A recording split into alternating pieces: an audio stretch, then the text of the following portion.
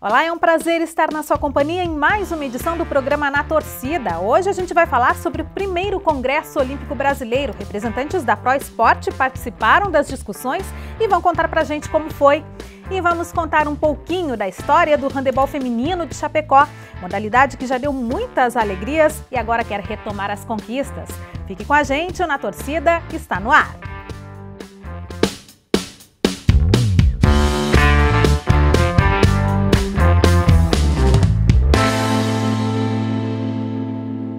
Um time de elite reunido para compartilhar informações e pensar no futuro do esporte. Esse foi o objetivo do primeiro Congresso Olímpico Brasileiro, promovido pelo Comitê Olímpico.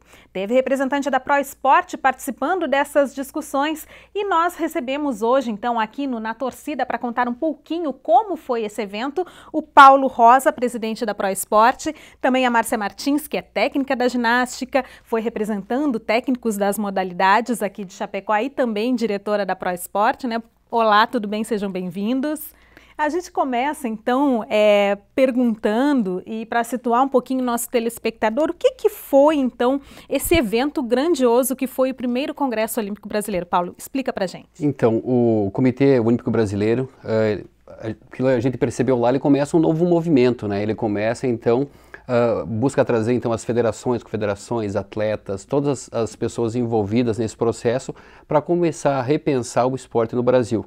Hoje nós viemos de um momento bem importante, após até uma Olimpíada, mas hoje busca se reinventar esses processos em relação ao esporte.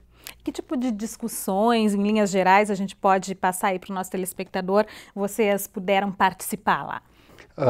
O que foi de legal nisso? A gente teve autoridades do mundo inteiro. Autoridades, a gente fala autoridades na linha do esporte. Então, tivemos lá na área de gestão, na área de organização, de treinamento, de formação de atletas. Então, foi um bloco cheio de novidades para nós aqui da região, né? Mas, mais do que isso, foi uma formação. A gente começar a entender como os outros países, como as outras regiões do Brasil pensam o esporte. Quer dizer, teve discussões, então, que envolveram aí gestores, técnicos, treinadores, cientistas. Márcia, você, como técnica, o que você acha que foi importante? O que você pode contar para a gente um pouquinho dessa tua experiência, dessa tua participação? Bom, foi fundamental, primeiro pela organização do próprio evento, né? A formatação do evento foi muito bacana. Tivemos, como o Paulo já falou, a disponibilidade de termos informações de gestão desportiva, ciências dos esportes e diretamente relacionado aos técnicos, né?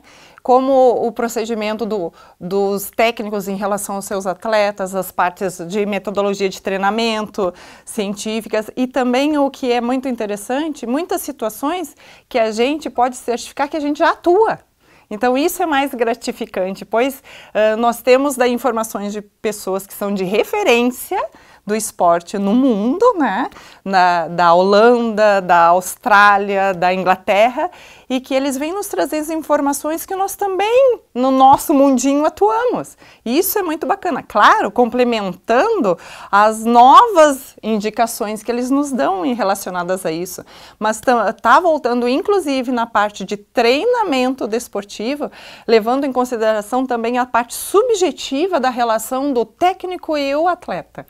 Isso é muito bacana. Que hoje é um dos grandes diferenciais aí, né? Porque, claro, alguns países, algumas cidades vão ter uma condição melhor de estrutura física, outros não. Mas é um patamar que, de repente, todos vão conseguir chegar lá um dia. Agora, essa questão da relação atleta-treinador, treinador-atleta, é o que faz a diferença também, né? É isso que deu para perceber. Assim, tivemos muitas informações técnicas, até da atuação tecnológica, né, que esses primeiros países têm essa infraestrutura de atuar com seus atletas olímpicos. Na Holanda já estão até instituindo uma pílula em que o atleta tem condições de alterar a sua temperatura corporal para adaptações, entendeu? São situações que não estão ao nosso alcance ainda, mas eles deram muita ênfase que, mesmo tendo toda essa tecnologia, enfatizando a parte de humanização, a parte subjetiva da relação das pessoas, da equipe multidisciplinar, todos trabalhando juntos e a atuação com o atleta. A sua visão é parecida, Paulo? Eu acho que o importante em tudo isso que a gente percebeu lá, que os países da Europa, principalmente, eles não focam diretamente no resultado. O resultado é uma consequência daquilo que se produz. Então, eles focam muito nos processos, de como fazer, de como orientar, de como organizar, de como desenvolver. E aí, diante de tudo isso, lá na frente, o resultado. Então, o resultado é uma consequência daquele trabalho que você realiza. Então, ele não coloca o resultado à frente, como formar campeões. Então, o campeão é consequência do trabalho que ele realiza. Isso é muito interessante, né? Muda completamente a perspectiva de se lidar também com o esporte, com o atleta, Com certeza, né? E pessoas de referência como o Roberts, que é técnico do Michael Phelps, né? Ele até brincou assim, todo mundo acha que eu só treinei o Michael Phelps, né? No caso, ele teve vários outros atletas que foram campeões olímpicos. Ele disse que já treinou, além do Michael Phelps, outros 8. Só que o Michael Phelps foi o único que ganhou 23, 24 medalhas olímpicas, né? E aí ele falou muito do perfil dele.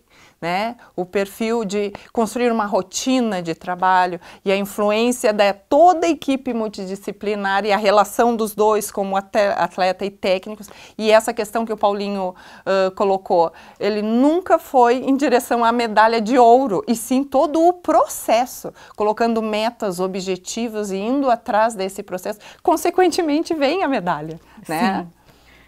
Tivemos um exemplo bem bacana do Bernardinho, técnico da seleção brasileira masculina e multicampeão. E quando a Márcia fala dessa questão de humanização, durante muito tempo ele teve uma equipe que ele tratava num formato, ele falava que ele tinha os espartanos, né, que eram guerreiros, e no segundo momento ele precisou se reinventar, porque como teve uma transformação, uma mudança nos atletas da seleção, o formato que ele tratava já não cabia mais para aquele time. Então ele teve que estudar. Então ele fez um ciclo de estudos para poder se reinventar, para daí tratar com essa nova equipe que estava chegando. Olha que interessante, para quem acompanhou o voleibol aí, tinha aquela imagem muito marcante realmente do Bernardinho à beira da quadra, às vezes, né, muito enfático nas suas reações com o time, e realmente a gente percebe que foi havendo assim uma transição, uma mudança nesse comportamento dele. E aí agora está explicado então o porquê dessa transformação, né? O atleta se transforma, o treinador precisa se transformar também, né? Com certeza, isso também foi colocado lá. O técnico australiano, ele enfatizou isso, do técnico, porque o técnico, ele instrui o atleta, mas ninguém instrui o técnico, né? Então, que nós temos que nos autocriticar, se autoanalisar, ter muito feedback com o atleta, né? E percepção aguçada, e um perfeccionismo muito acentuado. Até porque o atleta não é uma máquina, né? Exatamente. Ele tem angústias, tem dor, tem anseio, e em algum momento ele precisa falar para alguém isso. Ele tem que transmitir isso para alguém, e a pessoa que está mais próxima dele é o técnico. Então, se o técnico não está aberto ou com essa postura de entender o que está acontecendo, ele vai perder esse atleta. Não tem outro fator. E são situações subjetivas, sim, né? Uhum. E às vezes o técnico não acaba ficando um pouco solitário nessa sua função?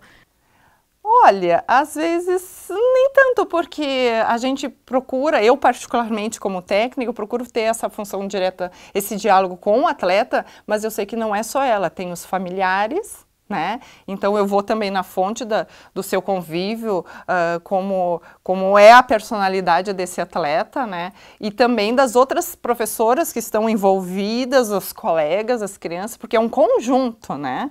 Para a gente poder entender melhor e também isso que eles enfatizaram, a gente perceber a situação para saber lidar com a adversidade.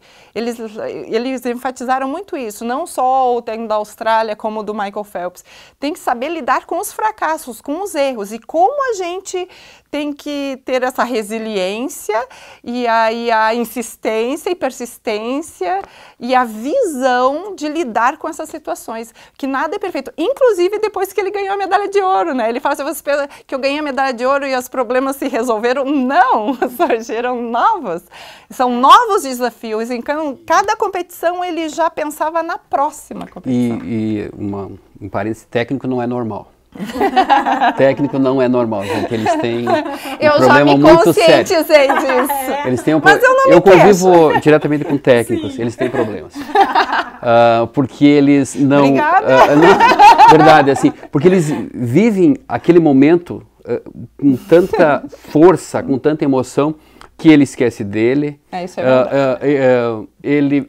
Ele respira aquilo, ele pensa naquilo, ele é estrategista, ele vai para casa e ele não dorme, se tem um jogo no outro dia, ele pensa na estratégia, de como ele vai fazer, de como ele fez, de como foi o jogo passado, como vai ser o lá na frente. Então, para mim, eles têm problemas, sabe? Eles, sabe, assim, não são normais. Assim, às vezes a gente fica na madrugada dialogando, né, o que fazer no outro dia. Então, e são todos. A gente vai para uma competição, todos eles têm esse perfil, que na verdade é esse perfil mais paizão, né? Eles olham para as pessoas de uma forma diferente, então eles querem conduzir, eles são os líderes desse processo, né? Então ele lidera lá pai, ele tem atleta, ele tem lá o massagista, tem todo esse grupo, ele é o líder, então ele precisa levar tudo isso adiante. Então, ele é uma pessoa sobrecarregada também em ações. Eu imagino que sim. Agora, uma questão também muito importante aí, quando a gente fala em esporte, é a capacidade de se identificar talentos também, né? Isso foi tratado de alguma forma também no Congresso? Sim, foram tratadas situações, como eles lidam nos países deles, né, na captação de novos talentos, no trabalho de base feito com as crianças, cada país de uma forma diferente, então cada um citou a sua maneira e de que forma nós poderíamos instruir e construir isso no nosso país, né? E muito relacionado às escolas, o trabalho de base com os profissionais de educação física, né? E os clubes principalmente, e dizendo que eles dão muita ênfase ao trabalho de base. E não é uma situação assim, a ênfase no trabalho de base, ser perfeccionista, não é aquela coisa assim muito rígida, entendeu? A rigidez do movimento técnico, do trabalho técnico, mas com muita liberdade, que eles enfatizaram que isso tem que ser prazeroso para a criança, né? Ela tem que fazer, porque todo resultado positivo vem quando tu está fazendo com prazer. Né? Então, quando ele já está lá no alto rendimento, ele já passou por isso tudo, né? Ali eles vão adaptar, alinhar, ajustar situações, né? Com todas a demais equipes multidisciplinares, né? Que vão ajudar esse atleta que já está adulto. Mas a ênfase é no trabalho da construção desses novos talentos. Para a gente encerrar esse nosso bate-papo aqui, o que vocês poderiam dizer, o que fica de lição depois de um evento grandioso como esse? Como é que vocês voltam para casa aí recarregados para continuar o trabalho? Fica que nós temos que fazer um congresso aqui em Chapecó.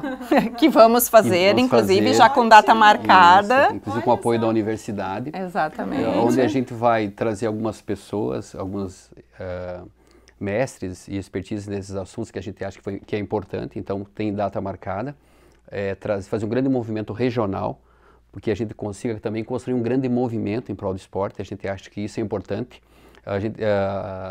Lá se falou muito dessas equipes multidisciplinares, né? A gente acha importante que a gente comece a olhar para essas modalidades assim, que a gente consiga abrir e ver que existe potencial para vários outros profissionais estarem ligados a isso. Mas o mais importante é poder ter esse olhar diferenciado, que as pessoas comecem a perceber o esporte como um elemento pedagógico também. Certo, já dá para adiantar aí a data do congresso ou é segredo ainda? Não, já temos a data dia 4 de julho. Né? Olha Estamos só. definindo ainda a localização, talvez tenhamos surpresas por aí, né, Paulinho? Opa.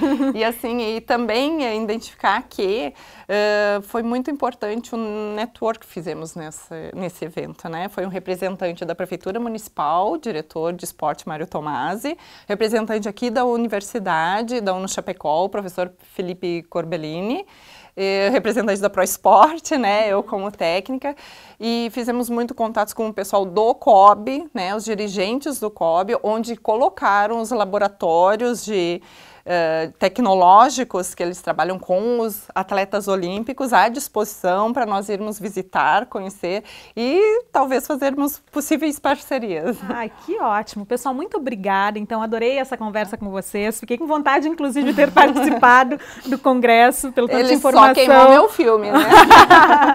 Pelo tanto de informação importante que vocês trouxeram.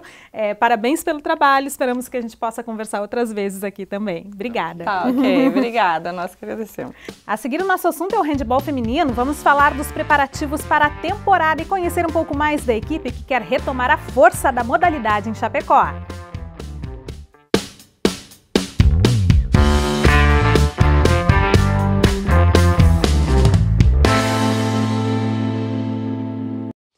aí, tudo bem? Tô aqui na UNO Chapecó para te fazer uma pergunta. Você já pensou na diferença que o diploma de uma universidade respeitada pode fazer na sua vida? Pois é, o EAD da UNO Chapecó é para você que quer transformar a sua carreira. Só na UNO você conquista um diploma que vai te dar credibilidade no trabalho. Acesse uno.edu.br/EAD e conheça os 11 cursos de graduação à distância da única universidade da região que é nota máxima no MEC. EAD UNO Chapecó. Aqui você aprende de verdade.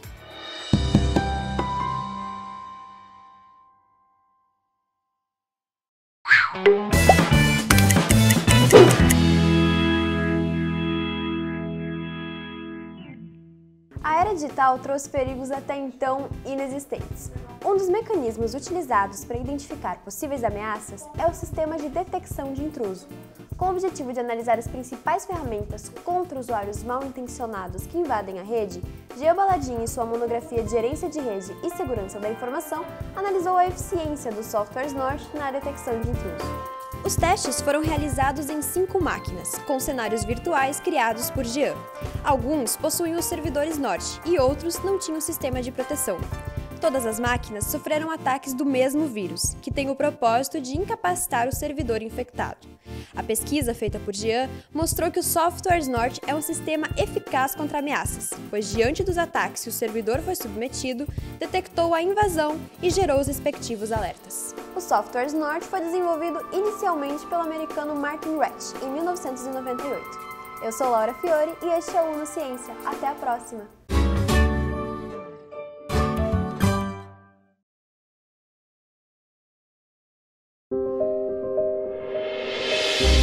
O que podemos chamar de revolução?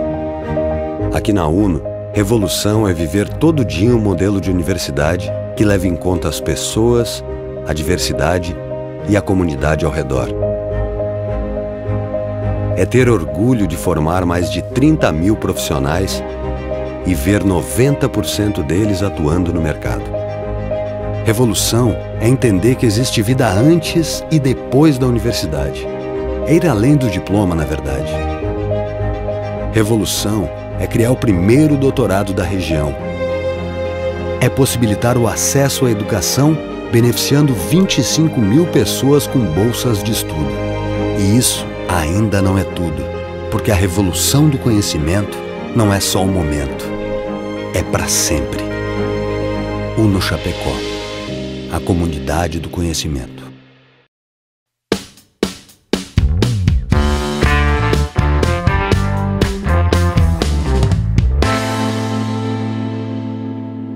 Uma modalidade que já deu muito orgulho para Chapecó vive agora um momento de retomada, em busca de novas conquistas. Estamos falando do handebol feminino. A repórter Valéria Sensi e o cinegrafista Hendrik Zanata acompanharam um treino e contam mais pra gente. Veja na reportagem. Responsável por tornar Chapecó uma referência no cenário mundial do handebol, a Associação de Handebol Feminino, que já garantiu muitas medalhas, hoje busca se reestruturar para voltar a ser uma potência como em outros tempos. A equipe conta com o trabalho do treinador Samuel Soares, ele que chegou há 2 anos e fala um pouco sobre a preparação para a temporada. Nós começamos a temporada em fevereiro, com preparação física, treinamento tático de quadra. E as competições do ano são, nós temos o calendário de JESC, Joguinhos, que é da FESportes. A preparação das atletas passa por treinos de segunda a sexta-feira, variando entre treinos na quadra e na academia. Carol é uma apaixonada pelo esporte e joga na equipe de handebol de Chapecó desde 2017. Para ela, um dos desafios é conciliar os treinos e os estudos. É um pouco difícil, mas a gente está dando conta. Treinando, estudando bastante, batalhando para continuar na faculdade e seguir o futuro de atleta e também na carreira profissional do direito. A atleta Bia, uma das mais jovens da equipe, com apenas 15 anos, também pretende estudar direito e vê no esporte uma possibilidade, além de almejar a seleção brasileira. Eu pretendo ir para a seleção brasileira e fazer uma faculdade de advocacia. O talento e a dedicação das atletas, aliado ao trabalho da comissão técnica, são o combustível para o time chegar mais longe. E a caminhada já começou. A equipe, que há 10 anos não chegava a conquistas importantes, no ano passado conquistou o 3º lugar nos joguinhos, ficando atrás apenas de Itajaí e Blumenau. Aqui no estúdio a gente recebe hoje o coordenador da modalidade, o Dilson, também as atletas Ellen Martins e a Júlia Fernanda. Olá, sejam bem-vindos. Obrigado. Dilson, você já tem uma história e uma longa trajetória com o handebol. Conta um pouquinho pra gente, então, pra gente situar o nosso telespectador sobre essa tua história com o handebol. Bem, eu comecei bem jovem, né? A gente jogava para mais como lazer mesmo, diversão. Depois a coisa evoluiu um pouquinho, passamos a disputar alguns jogos, a nível de jogos abertos e trabalhando nas bases. Meu foco sempre foi muito trabalhar nas bases. E nesses anos todos nós achamos que o caminho do esporte é esse, é começar lá na base, incentivar as crianças, trazer essas crianças para dentro de um ambiente mais limpo, que é socialmente melhor. Então a disciplina, o respeito com o atleta, o saber que você precisa do outro para poder trabalhar, isso para nós é muito importante. E foi baseado nisso que nós trouxemos esses anos, ou trabalhamos esses aproximadamente 30 anos com a modalidade do handebol, e agora então que de alguma forma a carreira está se encerrando, então a gente decidiu contribuir com essa nova geração que está vindo, e sempre motivados com a modalidade do handebol. Esse seu amor aí que fez com que aceitasse esse desafio de dar esse impulso nessa retomada também? Com certeza. O handebol, para mim, eu brinco com as crianças dizendo que o handebol é o futebol jogado com as mãos. Portanto, ao invés de você ir para um jogo e assistir um gol, você vai assistir um jogo com 40 gols. Você multiplica a sua emoção por 40. Então, é um ambiente muito mais leve, muito mais gostoso. E ele só não é mais popular por falta de divulgação, por falta de trabalhar mais seriamente. Uma coisa que aconteceu em outros anos, e na escola é muito fácil da gente observar isso. Se você oferecer às crianças o handebol e o futebol, você vai ter 10 no futebol e 30 no handebol, sem dúvida nenhuma. É questão de oferecer. Essa oferta é que está deficitária. E é isso que nos coloca, o que me fez retornar aqui para assumir novamente essa função no handebol, porque o meu desafio é voltar lá para dentro da escola, mostrar para as crianças uma modalidade que é empolgante e com isso nós retomarmos o grande handebol que Chapecó foi referência mundial. Diz agora Chapecó, que já teve muitas meninas na seleção, agora está nessa posição então de repente ter que buscar atletas fora para poder representar a cidade. Essa é uma realidade que nós temos que enfrentar agora, inclusive com otimismo, e ela se aplica tanto ao masculino quanto ao feminino. Eu observo que o masculino já começou a fazer um trabalho na base, melhor ou mais avançado do que o nosso. Então nós temos que continuar trabalhando e retomar o handebol. O handebol, se vai para a seleção, se não vai para a seleção, aí é outra conversa. Mas nós temos que ter essas meninas, essas atletas, fazendo o esporte e divulgando a modalidade. Falando em meninas que estão fazendo o esporte, estão aqui com a gente também duas atletas, a Ellen e a Júlia. Ellen veio do Paraná, já está aqui há 3 anos, né? Conta um pouquinho da tua história com o handebol. Então, eu vim para cá muito cedo, saí de casa e no começo foi bem difícil porque eu vim morar em alojamento e sair da casa dos pais para ir morar em alojamento é totalmente diferente, porque em casa você ganhava tudo e aí do nada você tem que se virar com tudo. Foi difícil, mas agora eu tô acostumada já e tá muito bom. Eu criei uma nova família aqui e quando a gente sai de férias, sente falta já. É uma família. E a Júlia veio de um pouquinho mais longe e chegou há menos tempo também, né, Júlia? Cheguei há 3 meses, acho.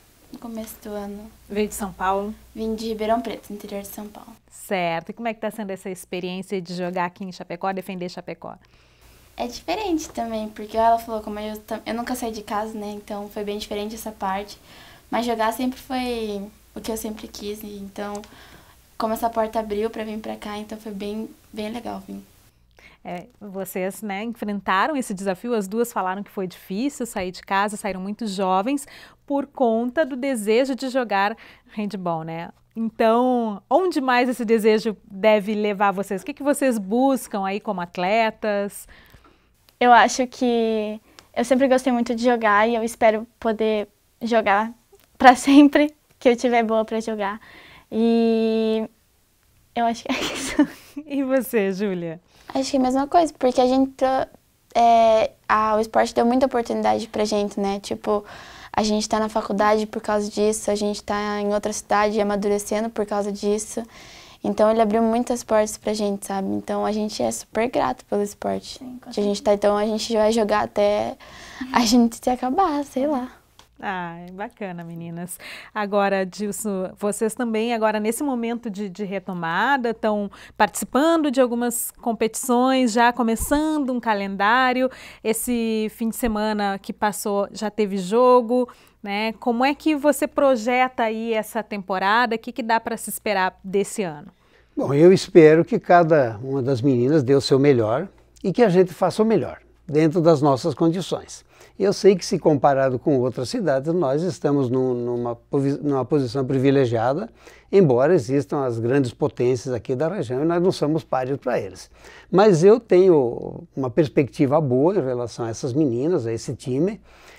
Estar entre os 4 ou 5 melhores do estado, eu acho que é uma condição bem satisfatória diante da nossa realidade. Muito mais do que isso, não sei se seria possível, mas eu acredito nessa possibilidade, sim. Certo, até porque é um momento agora de retomar, de reiniciar um trabalho, né? Tem que ser passo a passo, né? Isso.